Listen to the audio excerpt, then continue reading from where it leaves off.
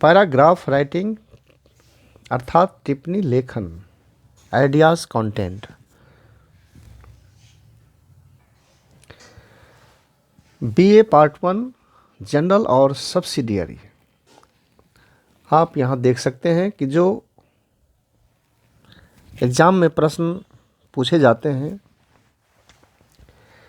तो एग्ज़ाम में पैराग्राफ से संबंधित 4 प्रश्न रहता है और उसमें एक का उत्तर देना पड़ता है और मार्क्स 10 है और वर्ड्स 100 शब्दों में लिखना पड़ता है। तो यह पैराग्राफ है। मैं यहाँ आपको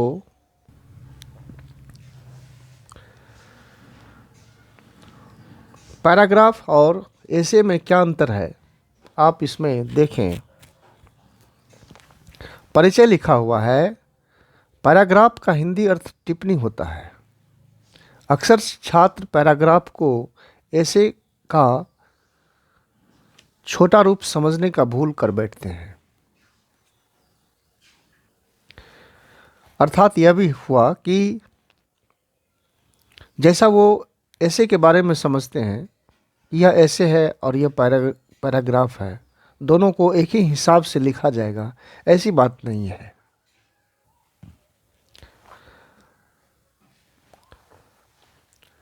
वास्तव में एसे के अंदर कई प्रकार के विचारों का समावेश रहता है, परंतु पैराग्राफ के अंदर एक ही विचार का विश्लेषण या व्याख्या रहती है। यह अंतर है। हम लोग अक्सर पैराग्राफ को एसे का छोटा रूप समझने का भूल कर बैठते हैं, लेकिन ऐसा नहीं है। निबंध में एसे में क्या होता है कि इसमें आप देख सकते हैं कई परिस्थितियां होती है, कई विचारों का समावेश होता है, कई आइडियाज़ हो जाते हैं। लेकिन पैराग्राफ जब लिखते हैं तो इनमें कई आइडियाज़ नहीं होते हैं, एक ही विचार को साबित प्रूव्ड करना पड़ता है। उसे इस तरह से लिखना पड़ता है ताकि उसका मीनिंग और सेंस, जो कहावतें हैं, वो उसका स्पष्ट हो सके। पहले आप इधर चलते हैं, इसको देख लीजिए। जैसे फ्लड पर एक निबंध कहा जाए लिखने के लिए, तो जब हम लोग फ्लड पर निबंध लिखते हैं तो इसमें कई परिस्थितियां हैं। जैसे फ्लड का परिचय देना पड़ता है, बाढ़ होने के क्या कारण है, फिर उसके क्षति हानि क्या है, उससे उत्पन्न बीमारियों को दिखाना पड़ता है, इसका रोकथाम कैसे होगा, इससे कैसे हम बचेंगे, बचाव क्या है, फिर इसकी जो सहायता शिविर लगती है उनके क्या फंक्शन कार्य हो जाते हैं, फिर उस दरमियान क्या चिकित्सा होती है, क्या किस तरह से भोजन की व्यवस्था होती है, कैसे कैसे अनुदान मिलता है, विभिन्न संस्थाओं से, समूहों से कैसे वे लोग हमारी सहायता करते हैं, और फिर बाढ़ की समाप्ति के बाद फिर जीवन को कैसे पुनर्स्थापित किया जाता है। तो ये सब बहुत सारी परिस्थितियां हैं, कई विचार हैं जो निबंध में लिखना पड़ता है। लेकिन पैराग्राफ में इस तरह की बातें नहीं है, उनमें सिर्फ एक ही बातों को साबित करना पड़ता है। जैसे यूनिटी इज ए स्ट्रेंथ, एकता ही बल है, या टाइम इज मनी, समय ही धन है। और भी कई पैराग्राफ दिए हुए हैं, आप देख सकते हैं। तो यूनिटी इज ए स्ट्रेंथ, एकता ही बल है, तो कहने का मतलब यह हुआ कि आप कुछ इस तरह से अपना विचार प्रकट कीजिए, अपनी बातों को रखिए, कुछ इस तरह के तर्क के साथ, कहानी के साथ, मैसेज के साथ, कुछ उदाहरण के साथ,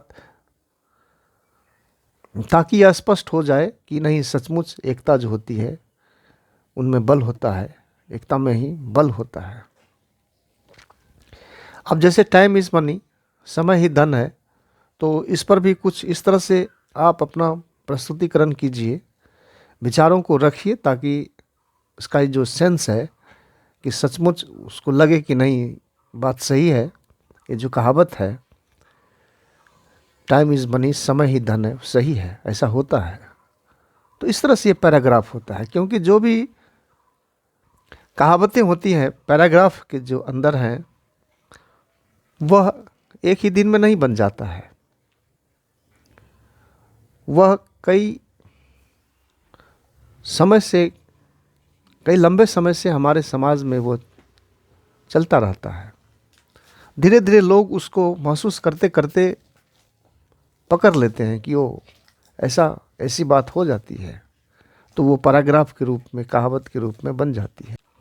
और जब लोगों के नज़र में यह बात सामने आ जाती है कि नहीं, सचमुच समय धन होता है, इसमें से जो अनुभव मिलता है,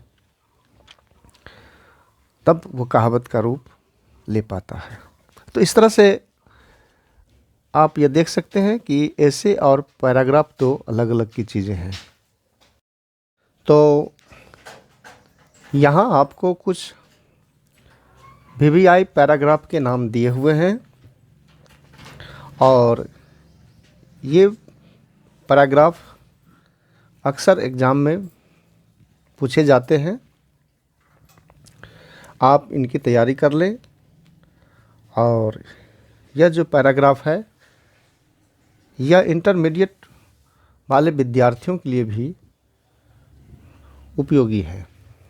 तो मैं पैराग्राफ का नाम पढ़ करके आपको दिखा रहा हूँ। जो शीर्षक है, उसका शीर्षक को उसके अपने अर्थ के साथ। 1 नंबर पे लिखा हुआ है, a friend in need is a friend in deed, अर्थात जरूरत पर जो साथ दे वही सच्चा मित्र होता है। प्रोस्पेरिटी, सौभाग्य, ब्रिंग्स, लाता है फ्रेंड, मित्र को, एंड एडवर्सिटी, और जो विपत्ति है, कठिनाई है, ट्राइज देम, उनकी जांच करती है। तो पैराग्राफ नंबर 2 है, वर्क इज़ वर्शिप, कर्म ही पूजा है। फिर है, टाइम इज़ मनी, समय ही धन है। Strike the iron while it is hot, अर्थात सही समय पर प्रत्येक कार्य का अपना एक सही समय है, वक्त है, जिस पर उसे किया जाना चाहिए।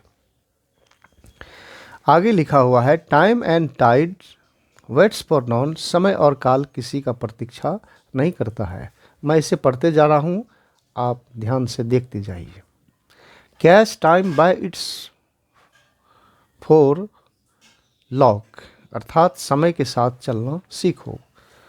मेक है वाइल द सन साइंस, कल करो सो आज करो। A little learning is a dangerous thing, अर्थात नीम हकीम खतरे जान। Where there is will there is a way, अर्थात जहाँ चाह वहाँ राह। यूनिटी इज ए स्ट्रेंथ, एकता ही बल है। यूनिटी इन डाइवर्सिटी, अनेकता में एकता। और united we stand, divided we fall. फिर 7 नंबर पे है, all that glitters is not gold, सभी चमकता हुआ चीज़ सोना नहीं होता है। आप देखिए, 1 स्टिच सेव्स 9, 9 की लकड़ी 90 खर्च। 1 स्टिच इन टाइम, समय पर अंकुश लेने से, सेव्स 9, परेशानी से लोग बचते हैं। Never put off till two tomorrow, आज का कार्य कल पर मत टालो। 9 पर आप देख सकते हैं, हेल्थ इज़ वेल्थ, स्वास्थ्य ही धन है। 10, honesty is the best policy, ईमानदारी सर्वोत्तम नीति होती है। An empty vessel sound much, थोथा चना बाजे घना, अर्थात अधजल गगरी छलकत जाए।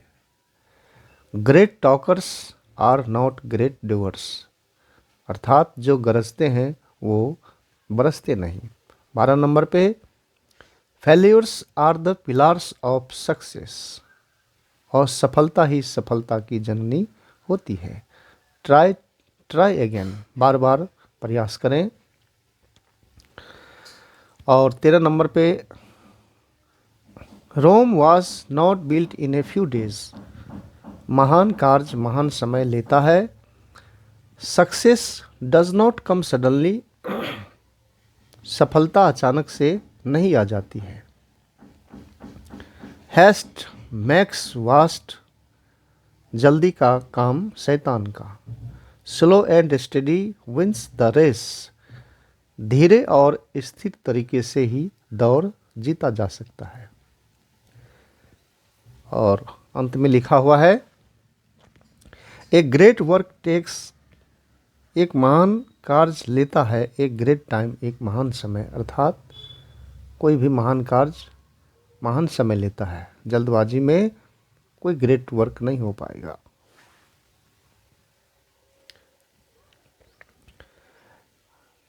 आगे फिर है, necessity is the mother of invention, आवश्यकता ही आविष्कार की जननी होती है। Variety is the spice of life, विभिन्नता ही जीवन की सुगंध है।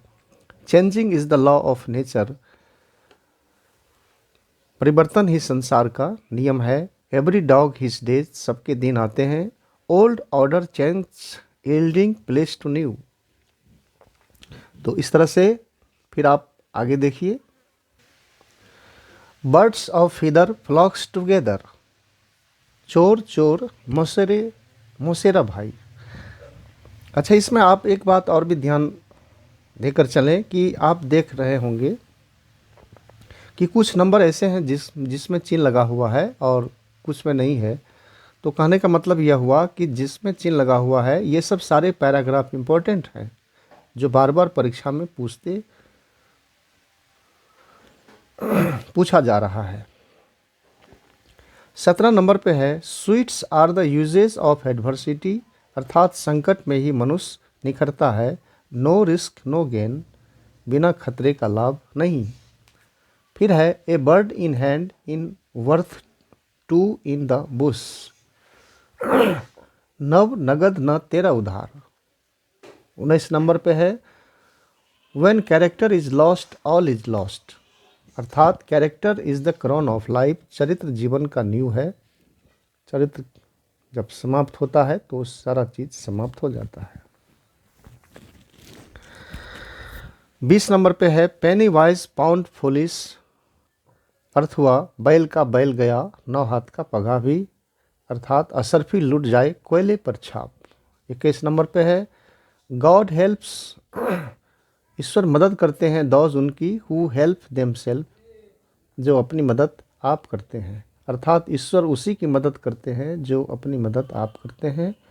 फॉर्च्यून फेवर्स द ब्रेव, भाग भी शक्तिशालियों का ही साथ देता है। Self help is the better help, स्वयं की मदद करना सबसे बड़ी मदद है। और ये अंतिम है, पेन, एक और भी है, pen is mightier than sword, कलम तलवार से परी होती है। Prevention is better than cure, उपचार से बचाव अच्छा। तो यहाँ आपको 23 पैराग्राफ दिए हुए हैं, जिनमें कुछ में चिन्ह लगा हुआ है सही का, तो आप उनकी तैयारी करें। परीक्षा के लिए ये सब महत्वपूर्ण है, और यह बीए पार्ट 1 के लिए भी है, और प्लस जो इंटरमीडिएट के विद्यार्थी हैं उन लोगों के लिए भी यह महत्वपूर्ण है। तो इसी के साथ टाइटल ऑफ पैराग्राफ ये समाप्त होता है। अब जहाँ तक बात है पैराग्राफ पढ़ने की, तो इसे मैं बारी बारी से आपको नेक्स्ट वीडियो में प्रस्तुत करूँगा।